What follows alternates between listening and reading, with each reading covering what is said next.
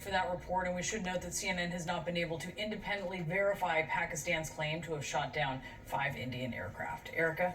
Sabrina, we're here now with CNN Chief National Security Analyst Jim Shuster. So Jim, when we look at this map, right, and we look at, walk us through why the stakes are so high in this moment, why we're at this point. Well, one is, as Nick was referencing in the story, that India's strikes went further into Pakistan than they've done really in years. It was this strike, particularly down here, that they have struck before in the Pakistan-administered part of the disputed Kashmir territory, as they did again in the last couple of days. But it was this strike way down here in Bahawalpur, one of the most significant that we've seen in these social media. Look at that explosion there. It just shows that this is quite a significant strike.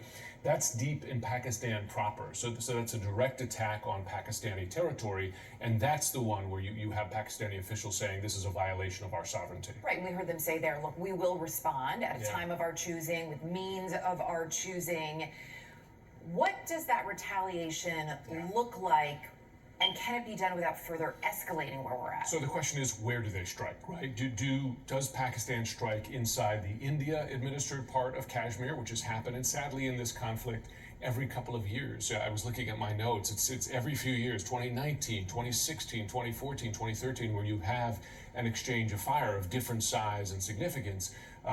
Strikes inside here, there is precedent for. If Pakistan were to strike inside India proper, you could imagine them saying it's proportional to India's strike inside Pakistan proper. That would, I don't know if you call it an escalation, but it would certainly be significant. Now, we should note that the Pakistan defense minister told our colleague Becky Anderson earlier today that Pakistan is, in his words, trying to avoid striking inside Indian territory. It seemed like he might have been sending a de-escalatory message. We'll only know when it happens. We'll see, in terms of how that was received. There's also, we can't talk about these two countries without talking about nuclear capabilities. That continues to come up. That reality, though, would be unprecedented when we think about where we're at now. How likely is that scenario? We don't know, right? I mean, the worry is that since they're both nuclear armed, if you get into an escalatory fight where, and this is the thing with situations like this, one side's proportional response might be to the other side escalatory, and then you end up in an escalatory ladder.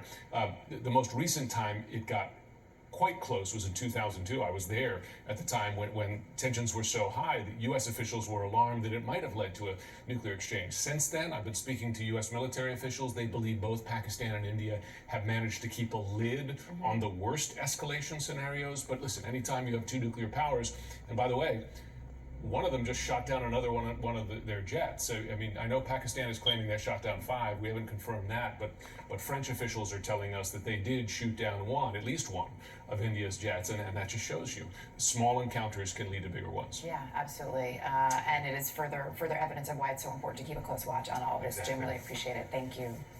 Of course.